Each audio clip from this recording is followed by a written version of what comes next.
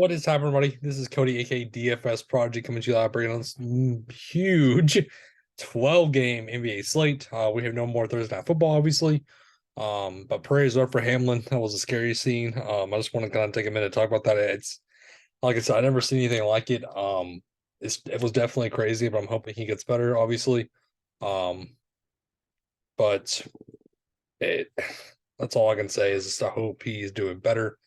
But we have a 12 gamer for NBA. The 3 gamer is going weird with Boston losing by 33 points to OKC Thunder. 33 points to the OKC Thunder. That's wild. But let's kick it off with Memphis at Charlotte. On the Memphis side, John Morant 10-1, Desmond Bane's back, obviously 6-7. We're going to make some choices here. This is the 12 gamer, so ownership's going to be kind of pivotal. Steven Adams 5-4. I like this matchup for him though. It's always Sinners versus Brooklyn and Sinners versus Charlotte. I like Steven Adams here. He's kind of the main guy I want to get to. I'm much rather just go to other pay up options because we have a ton. On the Charlotte side, no Kelly Oubre, obviously. So we're gonna get a little bit more of Terry Rozier. I like the spot for him at 7,000, obviously. Gordon Hayward is questionable if he's out, or he's doubtful actually. So if he's out, we might get some more Jaden McDaniels at 4-4.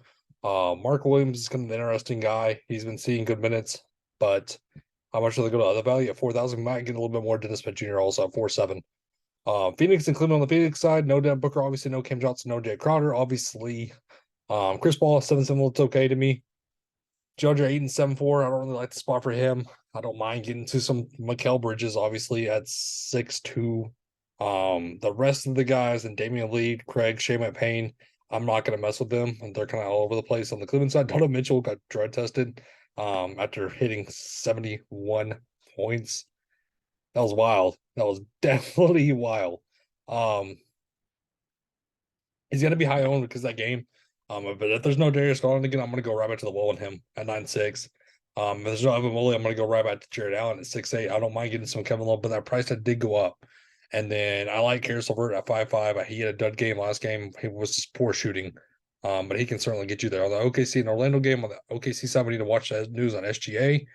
Because he's out, I'm going to go to Josh Giddey again. I'm going to go to possibly Jalen Williams, the shooting forward and power forward. And then I'm going to get a little bit of sprinkle in some Chair Man. But if he's in, I'm not really getting to this OKC team other than SGA. Orlando, nothing really stands out to me, especially if they're going to get Jalen Suggs back and Bull back. Obviously, no Wagner brothers. Fultz is okay at 6-6. This is OKC. Banchero looks good at 8,000.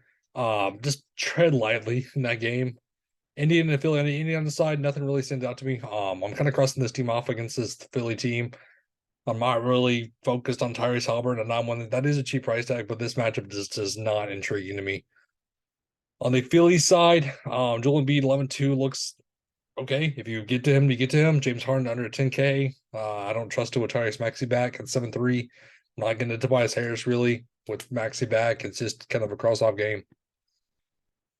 San Antonio on the Knicks. On the San Antonio side, if there's no Devin Vassell, I'm going to get to a little bit of Trey Jones and a little bit of Keldon Johnson, but I'll sprinkle them in. But again, I don't like this matchup against the Knicks. This is going to be a slow-paced game, so that's kind of why I'm just trending lightly on this spot. Also on the Knicks side, RJ Barrett, obviously, Jalen Brunson is back. That is a cheap price tag for Jalen Brunson, 7,000, but they priced up Grimes. They priced up quickly. I'm not paying 10-5 for Julius Randle in this matchup either, though. Milwaukee and Toronto. Milwaukee said Giannis had a career night. When he's under 12K, I like him. No Chris Middleton, obviously, so you can get to some Drew Holiday if there's no minutes limit still. I'm not really going to Grayson Allen, Connaughton Ingles, Carter. Not really for me on the Toronto side. Siakam 10-3. I don't like the matchup for him. Van Fleet's a cheap price tag at 7-3. For the rest of the team, meh. Again, so to kind of reiterate, on 12 games, you're gonna have to cross off some teams. Some teams are just not going to look appealing, and you're going to want to kind of trickle down your teams to where that you're focusing on. So that's why I'm kind of just focusing on a couple plays here and there, and then the rest is fill in or the rest is out of play. Brooklyn is on the Brooklyn side. I'm not paying 10,000 for Kevin Durant. I'd much rather go elsewhere. Kyrie Irving looks good at 8-8. I like the price time when he's that cheap. This is a good matchup. I don't trust TJ Warren. I played him when I thought it was going to be a good spot for him. Man, he got me 9. So I don't trust him. Ben Simmons, it's okay at 5-9.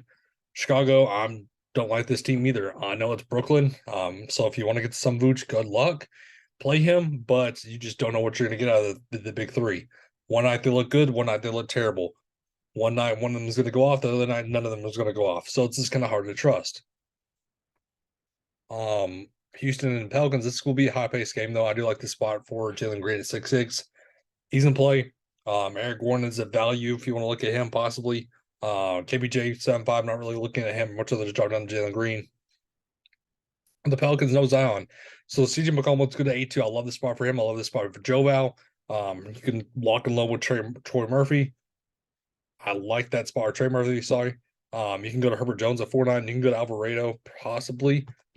But CJ McCollum is in, so keep that in mind. But like I said, CJ McCollum, Joe Val, Herbert Jones, Trey Murphy, Najee Marshall all look like amazing plays to me. Portland and Minnesota on the Portland side, possibly no Nurkic, so maybe some Eubanks at 4-1. Damian Lillard, I'd rather spend up elsewhere. I'm not really getting to Jeremiah Grant. Simon's still okay at under 7K. Minnesota side, Rudy Gobert is in play. If there's no Eubanks, I'll look at him. D'Lo 7-6 is meh. Anthony Edwards 9-4, a little bit overpriced in my opinion. Let's go to Detroit and Golden State. On the Detroit side, Bog 6-2, no thank you. Jaden Ivey, I'm still waiting for that breakout game. I'm still waiting on that breakout game for Jaden Ivey. Jalen Duren, I don't mind him at 5,000. I don't mind Stewart at 4-8. I don't mind some of this team. This is going to be a high-paced matchup. No Andrew Wiggins, no Kuminga, and no Steph Curry. Jordan Poole, it's good at 8-3. Klay Thompson, if he can get his shot right, he looks good. That's kind of what I'm looking at. Miami and LA on the Miami side, they are pretty much fully healthy other than Vincent and Martin. Todd Hero, 8-9. It's sticker shock, I know. Sticker shock, but I like him at 8-9.